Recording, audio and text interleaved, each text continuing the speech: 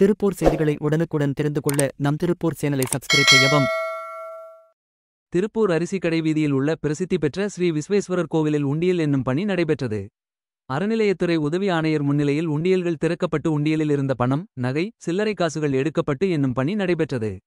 பக்தர்கள் மற்றும் அரசு கலைக்கல்லூரி நாட்டு நலப்பணித் திட்ட மாணவர்கள் வரிசையாக அமர்ந்து உண்டியலில் இருந்த காணிக்கை பொருட்களை பிரித்து என்னும் பணியில் ஈடுபட்டனர். இதில் 7,16,466 ரூபாய் மற்றும் 13 கிராம் தங்கம், 60 கிராம் வெள்ளி ஆகியவை காணிக்கையாக செலுத்தப்பட்டிருந்தது. மேலும் பக்தர்கள் காணிக்கையாக எழுதி உண்டிகளில் செலுத்திய கடிதங்களும் இடம்பெற்றது.